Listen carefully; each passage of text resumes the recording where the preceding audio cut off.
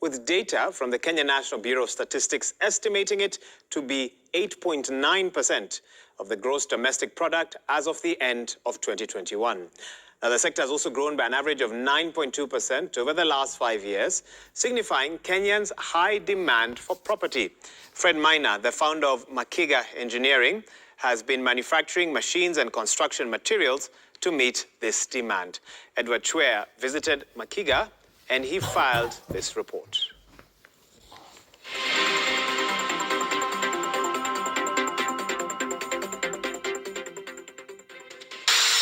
It is a beehive of activities here in Nairobi's industrial area. This is the headquarters of Makiga Engineering, the makers of construction materials. I started Makiga back in 1991, and the idea came in when I found a small machine that looked like what we made, and I developed that to what we are seeing now.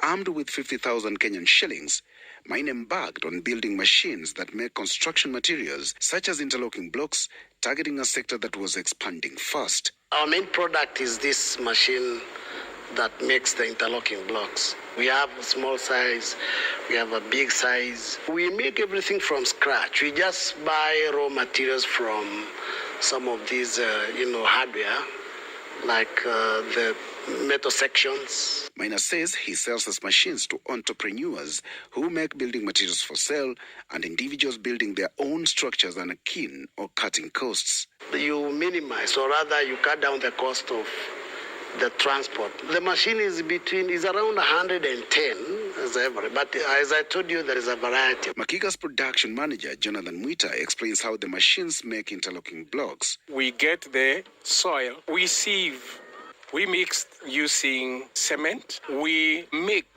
that soil to have a certain moisture content. We take it to the machine. We take it to where it can be dried. Maina has employed at least 40 people helping in making the machines, majority of them trained at Makiga Engineering. However, he says in the last 2 years, sales have slowed down due to economic factors. We've been selling, but it's like an issue everywhere. People are not really building because of the economy issue.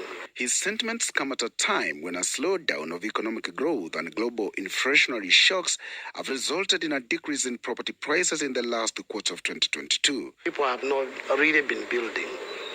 But right now we're having inquiries. Things are catching up. I think things will change with time. Yeah. Moses Wabwire is one of the employees and has been making the interlocking blocks for 11 years now. Kazi inaweza saidia kwa upande ya wafanyikazi kwa shule, karo ya kulipa school fees.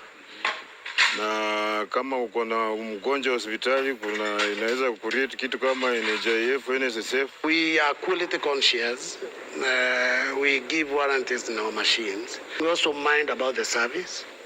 And again, number 3 is the price. We mind the price. After we realize there's a problem, we don't even repair. No, we ask him to come for another machine and we retain that one. Maina is delighted that Kenyans are embracing new technology in construction, but decries an influx of cheap machines into the country, dealing a blow to local manufacturers. I would only urge people to come and buy the machine and bring the cost of building down. Edward Chwea, Made in Kenya, Citizen TV.